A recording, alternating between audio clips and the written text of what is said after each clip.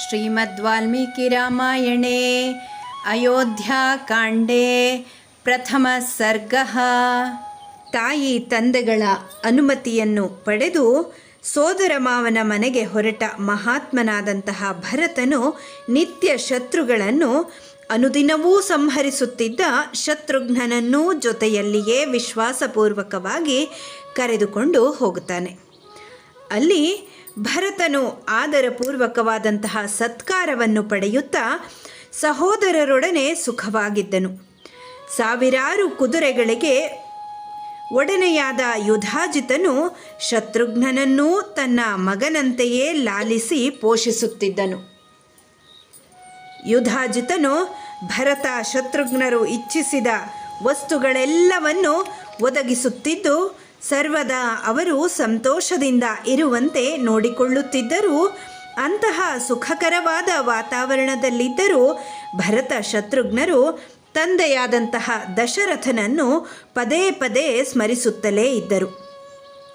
ಇತ್ತಲಾಗಿ ಮಹಾ ತೇಜಸ್ವಿಯಾದ ದಶರಥನು ಮಹೇಂದ್ರ ವರುಣರಂತೆ ಪರಮ ತೇಜಸ್ವಿಗಳಾಗಿದ್ದ ದೇಶಾಂತರಕ್ಕೆ ಹೋಗಿದ್ದ ತನ್ನ ಇಬ್ಬರು ಮಕ್ಕಳನ್ನೂ ಪದೇ ಪದೇ ನೆನೆಯುತ್ತಿದ್ದನು.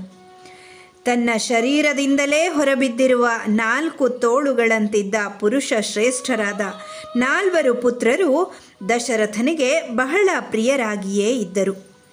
ಆ 4ರಲ್ಲಿಯೂ ಮಹಾ ತೇಜಸ್ವಿಯಾದಂತಹ ಶ್ರೀರಾಮನು ಭರತನಿಗೆ ಹೆಚ್ಚು ಸಂತೋಷವನ್ನು ಉಂಟು ಮಾಡುತ್ತಿದ್ದನು. ಅದಕ್ಕೆ ಕಾರಣವೇನೆಂದರೆ ಶ್ರೀರಾಮನು ಪ್ರಾಣಿಗಳಿಗೆ ಸೃಷ್ಟಿಕರ್ತನಾದಂತಹ ಚತುರ್ಮುಖನಂತೆಯೇ ಪಿತೃ ಸಮಾನನಾಗಿದ್ದನು. ಅತ್ಯಂತ ಗುಣಶಾಲಿಯಾಗಿದ್ದನು. ಮೇಲಾಗಿ ಅವನು ಉದ್ಧತನಾದ ರಾವಣನ ವಧಾರ್ಥವಾಗಿ ಲೋಕದಲ್ಲಿ ಅವತರಿಸಬೇಕೆಂದು ದೇವತೆಗಳಿಂದ ಪ್ರಾರ್ಥಿಸಲ್ಪಟ್ಟ ಸಾಕ್ಷಾತ್ ಸನಾತನನಾದಂತಹ ಮಹಾವಿಷ್ಣುವೇ ಆಗಿದ್ದನು. ಮಹಾ ತೇಜಸ್ವಿಯಾದ ಶ್ರೀರಾಮನನ್ನು ಹಡೆದಂತಹ ಕೌಸಲ್ಯಾದೇವಿಯು ದೇವತೆಗಳಲ್ಲಿ ಶ್ರೇಷ್ಠನಾದ ಇಂದ್ರನನ್ನು ಹಡೆದ ಅದಿತಿಯಂತೆಯೇ ಪ್ರಕಾಶಿಸುತ್ತಿದ್ದಳು. ಹೀಗೆ ಶ್ರೀರಾಮನು ತಂದೆ ತಾಯಿಗಳಿಬ್ಬರಿಗೂ ಸಂತೋಷದಾಯಕನಾಗಿದ್ದನು. ಶ್ರೀರಾಮನು ಕಡು ಚಲುವನಾಗಿದ್ದ, ವೀರ್ಯವಂತನಾಗಿದ್ದ. ಇತರರ ಗುಣಗಳಲ್ಲಿ ದೋಷವನ್ನು ಹುಡುಕುವವನು ಅವನಲ್ಲ. ಇವನಿಗೆ ಎಣೆಯಾದ ಬೇರೆ ಪುತ್ರನು ಭೂಮಿಯಲ್ಲಿಯೇ ಯಾರೂ ಇರಲಿಲ್ಲ. ರಾಮನು ಗುಣಗಳಲ್ಲಿ ತಂದೆಯಾದ ದಶರಥನಿಗೆ ಅನುರೂಪನಾಗಿದ್ದನು. ಶ್ರೀರಾಮನು ಪ್ರಶಾಂತವಾದ ಮನಸ್ಸುಳ್ಳವನು. ಯಾವುದೇ ಕಾರಣದಿಂದಲೂ ಅವನ ಮನಸ್ಸು ಉದ್ವೇಗಗೊಳ್ಳುತ್ತಿರಲಿಲ್ಲ. ಮೃದುವಾದ ಮಾತುಗಳನ್ನು ಆಡುತ್ತಿದ್ದ. ಯಾರಾದರೂ ಅವನೊಡನೆ ನಿಷ್ಠುರವಾಗಿ ಮಾತನಾಡಿದರೂ ಅವನು ಮಾತ್ರ ನಿಷ್ಠುರತೆಯಿಂದ ಉತ್ತರಿಸುವವನಲ್ಲ. ಯಾರಾದರೂ ಯಾವಾಗಲಾದರೂ ಯಾವ ಕಾರಣದಿಂದಲಾದರೂ ಮಾಡುವ ಒಂದು ಉಪಕಾರದಿಂದಲೂ ಶ್ರೀರಾಮನು ಸಂತೋಷಗೊಳ್ಳುತ್ತಿದ್ದ. ಆದರೆ ಒಬ್ಬನು ತನ್ನ ವಿಷಯದಲ್ಲಿ 100 ಅಪಕಾರಗಳನ್ನು ಮಾಡಿದ್ದರೂ ಮನೋನಿಗ್ರಹವಿದ್ದ ಶ್ರೀರಾಮನು ಆ ಅಪಕಾರಗಳನ್ನು ಸ್ಮರಿಸಿಕೊಳ್ಳುತ್ತಿರಲಿಲ್ಲ. ಶ್ರೀರಾಮನು ಅಸ್ತ್ರಾಭ್ಯಾಸ ಮಾಡುವಾಗಲೂ ಮಧ್ಯದಲ್ಲಿ ಸಿಗುತ್ತಿದ್ದ ವಿರಾಮ ಕಾಲಗಳಲ್ಲಿ ಸದಾಚಾರ ಸಂಪನ್ನರೊಡನೆಯೂ ಜ್ಞಾನವೃದ್ಧರೊಡನೆಯೂ ವಯೋವೃದ್ಧರೊಡನೆಯೂ ಸಜ್ಜನರೊಡನೆಯೂ ರಾಜಯೋಗ್ಯವಾದಂತಹ ಮಾತುಗಳನ್ನು ಆಡುತ್ತಿದ್ದ. ಶ್ರೀರಾಮನು ಮಹಾಬುದ್ಧಿಶಾಲಿಯಾಗಿದ್ದ. ಸವಿ ಮಾತುಗಳನ್ನಾಡುತ್ತಿದ್ದ. ಆಗಂತುಕರನ್ನು ತಾನೇ ಮೊದಲು ಮುಂದೆ ಹೋಗಿ ಸ್ವಾಗತಿಸಿ ಮಾತನಾಡುತ್ತಿದ್ದ. ತನ್ನನ್ನು ಕಾಣಲು ಬಂದವರೊಡನೆ ಪ್ರಿಯತರವಾದ ಮಾತುಗಳನ್ನಾಡುತ್ತಿದ್ದ ರಾಮ. ಮಹಾವೀರ್ಯವಂತನು. ಆದರೆ ತನ್ನಲ್ಲಿ ಪರಾಕ್ರಮ ಇರುವುದೆಂಬ ಅಹಂಕಾರವು ಶ್ರೀರಾಮನಿಗೆ ಇರಲಿಲ್ಲ. ಶ್ರೀರಾಮನು ಸುಳ್ಳನಾಗಿರಲಿಲ್ಲ, ವಿದ್ವಾಂಸನಾಗಿದ್ದ. ಶೀಲವೃದ್ಧ, ಜ್ಞಾನವೃದ್ಧ, ವಯೋವೃದ್ಧರ ಸೇವೆಯಲ್ಲಿ ನಿರತನಾಗಿದ್ದ. ಇಂತಹ ಸಕಲ ಸದ್ಗುಣ ಸಂಪನ್ನನಾದಂತಹ ಶ್ರೀರಾಮನನ್ನು ಕಂಡರೆ ಪ್ರಜೆಗಳಿಗೆ ವಿಶೇಷವಾದ ಪ್ರೀತಿ. ಹಾಗೆಯೇ ಪ್ರಜೆಗಳ ವಿಷಯದಲ್ಲಿ ಶ್ರೀರಾಮನಿಗೂ ಕೂಡ ವಿಶೇಷವಾದಂತಹ ಪ್ರೀತಿ ಇತ್ತು. ಶ್ರೀರಾಮನು ದಯಾಪರನಾಗಿದ್ದ, ಕೋಪವನ್ನು ಜಯಿಸಿದವನು, ಬ್ರಾಹ್ಮಣರನ್ನು ಸತ್ಕರಿಸುವವನು, ದೀನರ ವಿಷಯದಲ್ಲಿ ವಿಶೇಷವಾದಂತಹ ಅನುಕಂಪ ಉಳ್ಳವನು, ಧರ್ಮವನ್ನು ತಿಳಿದವನು, ಇಂದ್ರಿಯಗಳೆಂಬ ಕುದುರೆಗಳಿಗೆ ಕಡಿವಾಣಗಳನ್ನು ಹಾಕಿ ಸರ್ವದಾ ಸೆಳೆದು ಹಿಡಿದಿರುವವನು, ಪವಿತ್ರನಾಗಿದ್ದ. ಪರಂಪರಾಗತವಾದ ಆಚಾರ ವ್ಯವಹಾರಗಳಲ್ಲಿ ಶ್ರೀರಾಮನು ವಿಶೇಷವಾದ ಆಸಕ್ತಿ ಉಳ್ಳವನಾಗಿದ್ದನು. ತನ್ನ ಧರ್ಮವಾದಂತಹ ಕ್ಷಾತ್ರ ಧರ್ಮದಲ್ಲಿ ಶ್ರೀರಾಮನಿಗೆ ವಿಶೇಷವಾದಂತಹ ಅಭಿಮಾನವಿತ್ತು. ಕ್ಷತ್ರ ಧರ್ಮೋಚಿತವಾದ ಪ್ರಜಾಪಾಲನ ಧರ್ಮದಿಂದ ಪ್ರಾಪ್ತವಾಗುವಂತಹ ಶ್ರೇಷ್ಠವಾದ ಕೀರ್ತಿಯಿಂದಾಗಿ ಮಹಾ ಸ್ವರ್ಗ ಫಲವು ಪ್ರಾಪ್ತವಾಗುವುದೆಂಬುದು ಶ್ರೀರಾಮನ ಭಾವನೆಯಾಗಿತ್ತು. ಶ್ರೇಯಸ್ಸಿಗೆ ಸಾಧಕವಲ್ಲದ ವಿಷಯಗಳಲ್ಲಿ ಶ್ರೀರಾಮನಿಗೆ ಆಸಕ್ತಿ ಇರಲಿಲ್ಲ. ಧರ್ಮ ವಿರುದ್ಧವಾದ ಅಥವಾ ಅಶ್ಲೀಲವಾದ ಕಥನಗಳಲ್ಲಿಯೂ ಮತ್ತು ಶ್ರವಣಗಳಲ್ಲೂ ಆಸಕ್ತಿ ಇರಲೇ ಇಲ್ಲ. ವೈದಿಕ ಅಥವಾ ಲೌಕಿಕ ವಿಷಯಗಳಲ್ಲಿ ನಿರ್ಣಾಯಕವಾದ ಚರ್ಚೆಯು ನಡೆದಾಗ ಒಂದಾದ ಮೇಲೆ ಮತ್ತೊಂದರಂತೆ ಯುಕ್ತಿಗಳನ್ನು ಹೇಳುತ್ತಾ ಬೃಹಸ್ಪತಿಯಂತೆ ತನ್ನ ಸಿದ್ಧಾಂತವನ್ನು ಸಮರ್ಥಿಸಿಕೊಳ್ಳುತ್ತಿದ್ದನು. ಶ್ರೀರಾಮನು ನಿರೋಗ ದೃಢಕಾಯನಾಗಿದ್ದ, ತರುಣನಾಗಿದ್ದ, ವಾಚಾಳಿಯೂ ಕೂಡ, ಸುಂದರವಾದ ರೂಪವುಳ್ಳವನು, ದೇಶ ಕಾಲಗಳನ್ನು ತಿಳಿದವನು, ಯಾವ ಕಾಲದಲ್ಲಿ ಯಾವ ಸ್ಥಳದಲ್ಲಿ ಯಾವ ಕಾರ್ಯವನ್ನು ಮಾಡಬೇಕು ಎಂಬುದರ ವಿವೇಚನೆ ಉಳ್ಳವನಾಗಿದ್ದ. ಮನುಷ್ಯರ ಮನಸ್ಸಿನ ಇಂಗಿತ ಏನು ಎಂಬುದನ್ನು ನೋಡಿದ ಮಾತ್ರದಿಂದಲೇ ತಿಳಿಯುವವನಾಗಿದ್ದ. ಲೋಕದಲ್ಲಿ ಇಂತಹ ಏಕೈಕ ಸಾಧು ಪುರುಷನನ್ನು ಬ್ರಹ್ಮನು ನಿರ್ಮಿಸಿದ್ದನು. ಶ್ರೇಷ್ಠವಾದ ಗುಣಗಳಿಂದ ಸಂಪನ್ನನಾಗಿದ್ದ ದಶರಥನ ಮಗನಾದಂತಹ ಶ್ರೀರಾಮನು ಪ್ರಜೆಗಳಿಗೆ ತನ್ನ ಅಪಾರವಾದ ಸದ್ಗುಣಗಳಿಂದಾಗಿ ಹೊರಗೆ ತಿರುಗಾಡುವ ತಮ್ಮ ಪ್ರಾಣದೋಪಾದಿಯಲ್ಲಿ ಅತ್ಯಂತ ಪ್ರಿಯನಾದನು. ಭರತಾಗ್ರಜನಾದಂತಹ ಶ್ರೀರಾಮನು ವೇದಾಂಗಗಳನ್ನು ಸಂಪೂರ್ಣವಾಗಿ ಅಧ್ಯಯನ ಮಾಡಿ ಯಥಾನುಕ್ರಮವಾಗಿ ವ್ರತಗಳನ್ನೂ ಮುಗಿಸಿ ಸಮಾವರ್ತನವನ್ನೂ ಮುಗಿಸಿದನು. ಬಾಣ ಪ್ರಯೋಗದಲ್ಲಿಯೂ ಅಭಿಮಂತ್ರಿಸಿ ಅಸ್ತ್ರಗಳನ್ನು ಬಿಡುವುದರಲ್ಲಿಯೂ ತಂದೆಯಾದ ದಶರಥನನ್ನು ಮೀರಿಸಿದ್ದನು. ಶ್ರೀರಾಮನು ಮಂಗಳ ಕಾರ್ಯಗಳಿಗೆ ತವರು ಮನೆಯಾಗಿದ್ದ. ಸತ್ಪುರುಷನು ಆತ. ದೈನ್ಯರಹಿತನು, ಸತ್ಯವಂತನಾಗಿದ್ದ, ಸರಳ ಸ್ವಭಾವದವನು. ಧರ್ಮ ಅರ್ಥ ತತ್ವಗಳನ್ನು ತಿಳಿದಿದ್ದ ಬ್ರಾಹ್ಮಣರಿಂದಲೂ ಅನುಭವಿಗಳಾದ ವೃದ್ಧರಿಂದಲೂ ಶಿಕ್ಷಿತನಾಗಿದ್ದನು. ಈ ಕಾರಣದಿಂದಲೇ ಅವನು ಧರ್ಮ, ಅರ್ಥ ಮತ್ತು ಕಾಮ ಈ 3 ಪುರುಷಾರ್ಥಗಳ ತತ್ವವನ್ನು ಚೆನ್ನಾಗಿ ತಿಳಿದಿದ್ದನು. ವಿಶೇಷವಾದಂತಹ ಸ್ಮರಣ ಶಕ್ತಿ ಉಳ್ಳವನಾಗಿದ್ದನು. ಹಿರಿಯರ ಉಪದೇಶಗಳನ್ನು ಎಂದೂ ಮರೆಯುತ್ತಲೇ ಇರಲಿಲ್ಲ. ಪ್ರತಿಭಾಶಾಲಿಯಾಗಿದ್ದ. ಸಮಯೋಚಿತವಾಗಿ ಉತ್ತರವನ್ನು ಹೇಳುವುದರಲ್ಲಿ ಸಮರ್ಥನಾಗಿದ್ದ. ಲೌಕಿಕವಾದ ಮತ್ತು ಶಿಷ್ಟಾನುಶಿಷ್ಟವಾದಂತಹ ಆಚಾರ ವಿಚಾರ ವ್ಯವಹಾರಗಳಲ್ಲಿ ನಿಪುಣನಾಗಿದ್ದ. ಅವುಗಳ ಆಚರಣೆಯಲ್ಲಿಯೂ ಆಸಕ್ತನಾಗಿದ್ದ. ರಾಜನೀತಿ ವಿಶಾರದನಾಗಿದ್ದ. ಶ್ರೀರಾಮನು ವಿನಯಶೀಲನು. ತನ್ನ ಮನಸ್ಸಿನ ಇಂಗಿತವನ್ನು ಮುಖಭಾವದ ಮೂಲಕವಾಗಿ ಹೊರಪಡಿಸತಕ್ಕವನಲ್ಲ. ಮಂತ್ರಾಲೋಚನೆಗಳನ್ನು ರಹಸ್ಯದಲ್ಲಿ ಮಾಡುವವನು. ಇತರರಿಗೆ ಯಾವಾಗಲೂ ಸಹಾಯ ಮಾಡುತ್ತಿದ್ದ. ಅವನ ಕೋಪವಾಗಲಿ ಹರ್ಷವಾಗಲಿ ಎಂದೂ ವ್ಯರ್ಥವಾಗುತ್ತಿರಲಿಲ್ಲ. ಫಲದಲ್ಲಿಯೇ ಪರ್ಯವಸಾನವನ್ನು ಹೊಂದುತ್ತಿದ್ದವು. ಕಾಲವನ್ನು ಅನುಸರಿಸಿ ತ್ಯಾಗ ಮಾಡುತ್ತಿದ್ದ. ಸಂಗ್ರಹವನ್ನು ಮಾಡುತ್ತಿದ್ದನು. ಯಾವ ಕಾಲದಲ್ಲಿ ತ್ಯಾಗ ಮಾಡಬೇಕು ಮತ್ತು ಯಾವ ಕಾಲದಲ್ಲಿ ಸಂಗ್ರಹ ಮಾಡಬೇಕು ಎಂಬ ರಾಜತತ್ವವನ್ನು ಚೆನ್ನಾಗಿ ತಿಳಿದಿದ್ದನು ರಾಮ. ತಂದೆ ತಾಯಿಗಳಲ್ಲಿಯೂ ಗುರುಜನರಲ್ಲಿಯೂ ವಿಶೇಷವಾದಂತಹ ಭಕ್ತಿ ಉಳ್ಳವನಾಗಿದ್ದ. ವಿಸ್ಮೃತಿ ಭ್ರಾಂತಿಗಳಿಲ್ಲದ ದೃಢ ಪ್ರತಿಜ್ಞನು. ದುಷ್ಟರ ಸಂಗವನ್ನು ಮಾಡುವವನಲ್ಲ. ಶಾಸ್ತ್ರ ನಿಷಿದ್ಧವಾದ ವಸ್ತುಗಳನ್ನು ಮುಟ್ಟುವವನಲ್ಲ. ಕೆಟ್ಟ ಮಾತುಗಳನ್ನಾಡುವವನಲ್ಲ. ಆಲಸನಲ್ಲ. ಸರ್ವದಾ ಜಾಗರೂಕನಾಗಿದ್ದ. ತನ್ನಲ್ಲಿರುವ ದೋಷಗಳನ್ನು ಇತರರಲ್ಲಿ ಇರುವ ದೋಷಗಳನ್ನು ಅರಿತವನಾಗಿದ್ದ. ಶ್ರೀರಾಮನು ಸಕಲ ಶಾಸ್ತ್ರಗಳನ್ನೂ ತಿಳಿದಿದ್ದ. ಮಾಡಿದ ಉಪಕಾರವನ್ನು ಸ್ಮರಿಸುವವನು. ತನ್ನ ಬಳಿಗೆ ಬಂದವರ ಮುಖಾವಲೋಕನದಿಂದಲೇ ಅವರ ಮನಸ್ಸಿನ ಇಂಗಿತವನ್ನು ತಿಳಿಯುವುದರಲ್ಲಿ ನಿಷ್ಣಾತನು ಆತ. ಒಬ್ಬರನ್ನು ಶಿಕ್ಷಿಸಬೇಕಾದಾಗಲೂ ಅನುಗ್ರಹಿಸಬೇಕಾದಾಗಲೂ ನೀತಿಶಾಸ್ತ್ರಕ್ಕೆ ಮತ್ತು ನ್ಯಾಯಶಾಸ್ತ್ರಕ್ಕೆ ಅನುಸಾರವಾಗಿ ವಿಲಕ್ಷಣತೆಯಿಂದ ನಡೆದುಕೊಳ್ಳುವುದರಲ್ಲಿಯೂ ಸಾಧು ಸಂತರ ಸಂಗ್ರಹ ಮತ್ತು ಪರಿಪಾಲನೆಯಲ್ಲಿಯೂ ನಿರತನಾಗಿದ್ದ. ದುಷ್ಟರನ್ನು ಸಮಯವರಿತು ಶಿಕ್ಷಿಸುವವನು. ಪ್ರಜೆಗಳಿಗೆ ಸ್ವಲ್ಪವೂ ತೊಂದರೆಯಾಗದ ಹಾಗೆ ಜೇನುಹುಳುವು ಹೂವನ್ನು ಬಾಡಿಸದೆ ಅದರಿಂದ ಮಧುವನ್ನು ಸಂಗ್ರಹಿಸುವಂತೆಯೇ ರಾಜಾದಾಯವನ್ನು ಉಪಾಯದಿಂದ ಸಂಗ್ರಹಿಸುತ್ತಿದ್ದ. ಶಾಸ್ತ್ರದಲ್ಲಿ ನಿರ್ದೇಶಿಸಿರುವ ರೀತಿಯಲ್ಲಿ ಸಂಗ್ರಹಿಸಿದ ಧನವನ್ನು ವ್ಯಯ ಮಾಡುತ್ತಿದ್ದ. ಶ್ರೀರಾಮನು ಸಕಲ ಶಾಸ್ತ್ರಗಳಲ್ಲಿಯೂ ಸಂಸ್ಕೃತ ಪ್ರಾಕೃತ ಭಾಷಾತ್ಮಕವಾದ ನಾಟ್ಯಾಲಂಕಾರ ಶಾಸ್ತ್ರಗಳಲ್ಲಿಯೂ ಶ್ರೇಷ್ಠತೆಯನ್ನು ಪಡೆದವನು. ಪ್ರಥಮ ದ್ವಿತೀಯ ಪುರುಷಾರ್ಥಗಳಾದಂತಹ ಧರ್ಮ ಮತ್ತು ಅರ್ಥಗಳನ್ನು ಸಾಧಿಸಿಯೇ ಮೂರನೆಯ ಪುರುಷಾರ್ಥವಾದಂತಹ ಕಾಮವನ್ನು ಅನುಭವಿಸಿದ್ದನು.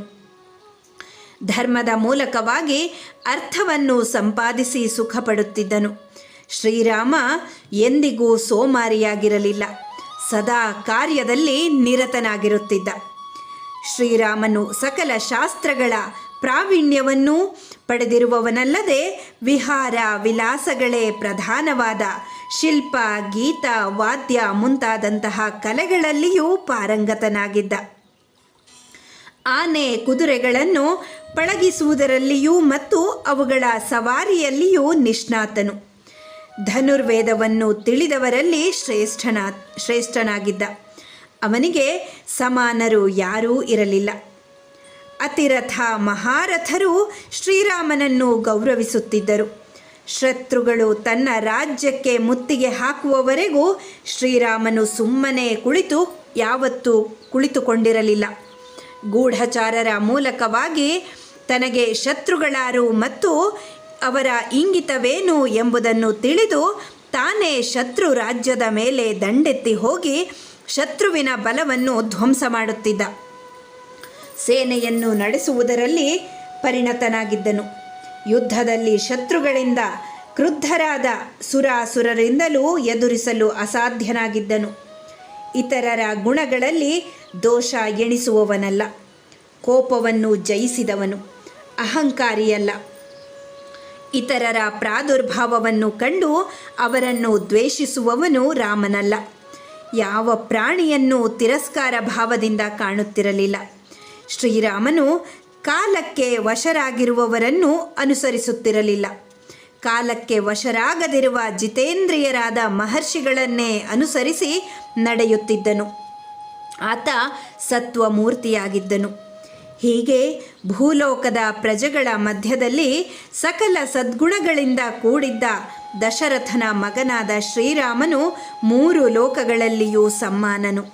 ತನ್ನಲ್ಲಿದ್ದ ಕ್ಷಮಾಗುಣದಿಂದ ಭೂದೇವಿಗೆ ಸಮಾನನಾಗಿದ್ದ. ಬುದ್ಧಿಯಲ್ಲಿ ಬೃಹಸ್ಪತಿಗೆ ಸದೃಶನು. ಶೌರ್ಯ ಪರಾಕ್ರಮಗಳಲ್ಲಿ ಇಂದ್ರನಿಗೆ ಸಮಾನನು. ಸೂರ್ಯನು ತನ್ನ ದೇದೀಪ್ಯಮಾನವಾದ ಕಿರಣಗಳಿಂದ ಪ್ರಕಾಶಿಸುವಂತೆ ಶ್ರೀರಾಮನು ಸಕಲ ಪ್ರಜೆಗಳಿಗೂ ಹಿತಕರವಾದ ಮತ್ತು ತಂದೆಯಾದ ದಶರಥನಿಗೆ ಅತಿಶಯ ಪ್ರೀತಿಯನ್ನು ಉಂಟು ಮಾಡುವ ಅಪಾರವಾದ ಸದ್ಗುಣಗಳಿಂದ ಪ್ರಕಾಶಿಸಿದನು. ಈ ರೀತಿಯಾದ ಗುಣಾತಿಶಯಗಳಿಂದ ಕೂಡಿದ ಸದ್ವೃತ್ತಿಯುಳ್ಳ ಶೀಲ ಸಂಪನ್ನನಾದ ಶತ್ರುಗಳಿಂದ ಎದುರಿಸಲು ಅಸಾಧ್ಯವಾದ ಪರಾಕ್ರಮವುಳ್ಳ ಲೋಕಪಾಲರುಗಳಿಗೆ ಸಮಾನನಾದ ಶ್ರೀರಾಮನನ್ನು ಭೂದೇವಿಯೂ ಕೂಡ ತನ್ನ ಒಡೆಯನಾಗಬೇಕೆಂದು ಅಪೇಕ್ಷಿಸಿದಳು. ಇಂತಹ ಅಪಾರವಾದ ಮತ್ತು ಅನುಪಮವಾದ ಗುಣಗಳಿಂದ ಮಗನನ್ನು ನೋಡಿ ಹಿರಿಹಿಗ್ಗಿದ ಪರಂತಪನಾದ ದಶರಥನು ಯೋಚಿಸತೊಡಗಿದನು. ವಯೋವೃದ್ಧನಾದ ಜ್ಞಾನವೃದ್ಧನಾದ ದಶರಥನಿಗೆ ಶ್ರೀರಾಮನಲ್ಲಿ ಈ ವಿಧವಾದಂತಹ ಪ್ರೀತಿ ಉಂಟಾಯಿತು. ತನ್ನ ಕಣ್ಮುಂದೆಯೇ ಶ್ರೀರಾಮನು ರಾಜನಾಗಬೇಕು ಎನಿಸಿತು. ಆದರೆ ತಾನು ಜೀವಿಸಿರುವಾಗ ಶ್ರೀರಾಮನು ಹೇಗೆ ರಾಜನಾಗುವುದು? ಹೀಗೆ ಯೋಚಿಸಿದ. ನನಗೆ ಅತ್ಯಂತ ಪ್ರಿಯನಾದ ಶ್ರೀರಾಮನು ರಾಜ್ಯ ಸಿಂಹಾಸನದಲ್ಲಿ ಅಭಿಷಿಕ್ತನಾಗುವುದನ್ನು ನಾನೆಂದು ಕಂಡೇನು ಎಂಬ ಅತಿ ಉತ್ಕಟವಾದಂತಹ ಪ್ರೀತಿಯು ದಶರಥನ ಹೃದಯದಲ್ಲಿ ಉಂಟಾಯಿತು. ತಾನು ಬದುಕಿರುವಾಗ ಶ್ರೀರಾಮನನ್ನೇಕೆ ರಾಜನನ್ನಾಗಿ ಮಾಡಬೇಕು ಎಂಬುದಕ್ಕೆ ಕಾರಣಗಳನ್ನು ದಶರಥನು ಮನಸ್ಸಿನಲ್ಲಿ ಹೇಳಿಕೊಂಡನು. ಶ್ರೀರಾಮನು ಸರ್ವ ಪ್ರಾಣಿಗಳ ವಿಷಯದಲ್ಲಿಯೂ ದಯಾಪರನು. ಸಕಲ ಪ್ರಾಣಿಗಳ ಸರ್ವತೋಮುಖವಾದ ಅಭಿವೃದ್ಧಿಯನ್ನೂ ಆಶಿಸತಕ್ಕವನು. ಈ ಕಾರಣದಿಂದಲೇ ಶ್ರೀರಾಮನು ಮಳೆಗರೆಯುವ ಪರ್ಜನ್ಯನಂತೆ ಹಲವು ಸಾವಿರ ವರ್ಷಗಳು ರಾಜ್ಯವಾಳಿದ ನನಗಿಂತಲೂ ಪ್ರಜೆಗಳಿಗೆ ಅತ್ಯಂತ ಪ್ರಿಯನಾಗಿರುವನು. ಪರಾಕ್ರಮದಲ್ಲಿ ಇವನು ಯಮ ಮತ್ತು ಇಂದ್ರರಿಗೆ ಸಮಾನನಾಗಿದ್ದಾನೆ. ಬುದ್ಧಿಯಲ್ಲಿ ಬೃಹಸ್ಪತಿಗೆ ಸಮಾನನು. ಪ್ರಜೆಗಳ ಧಾರಣ ಪೋಷಣಗಳಲ್ಲಿ ಪ್ರಪಂಚವನ್ನೇ ಧರಿಸಿರುವ ಪರ್ವತಕ್ಕೆ ಸಮಾನನು. ಗುಣದಲ್ಲಂತೂ ನನಗಿಂತಲೂ ಹೆಚ್ಚಿನ ಗುಣವಂತನು. ಈ ನನ್ನ ಇಳಿ ವಯಸ್ಸಿನಲ್ಲಿ ನಾನು ಆಳುತ್ತಿರುವ ಸಮಗ್ರವಾದ ಈ ಭೂಮಂಡಲವನ್ನು ಮಗನು ಆಳುವುದನ್ನು ಕಣ್ತುಂಬ ನೋಡಿ ಆನಂದಪಟ್ಟು ಆನಂತರ ಸ್ವರ್ಗಕ್ಕೆ ಹೋಗಬೇಕು. ದಶರಥ ಮಹಾರಾಜ ಹೀಗೆ ವಿಚಾರ ಮಾಡಿ ನಾನಾ ಪ್ರಕಾರವಾದ ಅಪರಿಮೇಯವಾದ ಸಜ್ಜನೋಚಿತವಾದ ಅಸಂಖ್ಯಾತವಾದ ಬೇರೆಯ ರಾಜರಲ್ಲಿ ಇಲ್ಲದಂತಹ ಲೋಕೋತ್ತರವಾದ ಗುಣಗಳಿಂದ ಭೂಷಿತನಾದ ಶ್ರೀರಾಮನನ್ನು ನೋಡಿ ಮಂತ್ರಿಗಳೊಡನೆ ಸಮಾಲೋಚಿಸಿ ಶ್ರೀರಾಮನನ್ನು ಯುವರಾಜನನ್ನಾಗಿ ಮಾಡಬೇಕು ಎಂದು ನಿಶ್ಚಯಿಸಿಬಿಟ್ಟ. ಮೇಧಾವಿಯಾದ ದಶರಥನು ಮಂತ್ರಿಗಳಿಗೆ ಕಾರಣವನ್ನು ವಿವರಿಸುತ್ತಾ ಸರ್ಗ ಆಕಾಶ ಭೂಮಿಗಳಲ್ಲಿ ದೃಷ್ಟಿಗಳಿಗೆ ಗೋಚರವಾಗುತ್ತಿರುವ ಉತ್ಪಾತಗಳು ಮುಂದೆ ಭಯಂಕರವಾದ ಕಾಲವು ಹತ್ತಿರವೇ ಒದಗುವುದು ಎಂಬುದನ್ನು ಸೂಚಿಸುತ್ತಿದೆ ಎಂದು, ತಾನಾಗಲೇ ವೃದ್ಧನಾಗಿರುವುದರಿಂದ ಪ್ರಜೆಗಳ ಯೋಗಕ್ಷೇಮಗಳನ್ನು ನೋಡಿಕೊಳ್ಳಲು ಸಮರ್ಥನಾದ ರಾಜ ಇರಬೇಕೆಂದು, ಅದಕ್ಕೆ ಶ್ರೀರಾಮನು ಅರ್ಹನಾಗಿದ್ದಾನೆಂದು ಮಂತ್ರಿಗಳಿಗೆ ಹೇಳಿದನು. ಲೋಕದಲ್ಲಿ ಹುಣ್ಣಿಮೆಯ ಚಂದ್ರನಂತೆ ಮುಖವುಳ್ಳ ಮಹಾತ್ಮನಾದ ಶ್ರೀರಾಮನು ರಾಜನಾಗುವನೆಂದು ತನ್ನ ಮನಸ್ಸಿನ ಶೋಕವು ನಿವಾರಣೆಯಾಗುವುದೆಂದು ಭಾವಿಸಿದನು ದಶರಥ. ಧರ್ಮಾತ್ಮನಾದ ದಶರಥನು ತನ್ನ ಮತ್ತು ಪ್ರಜೆಗಳ ಶ್ರೇಯಸ್ಸಿಗೂ ಹಿತಕ್ಕೂ ಮತ್ತು ಶ್ರೀರಾಮನ ಮೇಲಿನ ಪ್ರೀತಿಯಿಂದಲೂ ಅಭಿಷೇಕದ ಕಾಲವು ಬಂದೊಡನೆಯೇ ಪಟ್ಟಾಭಿಷೇಕಕ್ಕೆ ಬೇಕಾಗುವ ಸಂಭಾರಗಳನ್ನು ಸಿದ್ಧಪಡಿಸುವಂತೆ ಮಂತ್ರಿಗಳನ್ನು ತ್ವರೆಗೊಳಿಸಿದನು. ತನ್ನ ರಾಜ್ಯದ ಅನೇಕ ನಗರಗಳಲ್ಲಿ ವಾಸ ಮಾಡುತ್ತಿದ್ದ ಜನರನ್ನು, ಗ್ರಾಮಾಂತರ ಪ್ರದೇಶಗಳ ಜನರನ್ನು ಮತ್ತು ಪೃಥ್ವಿಯಲ್ಲಿದ್ದ ಇತರ ರಾಜರನ್ನು ದಶರಥನು ಶ್ರೀರಾಮನ ಯೌವರಾಜ್ಯಾಭಿಷೇಕಕ್ಕಾಗಿ ಕರೆಸಿದನು.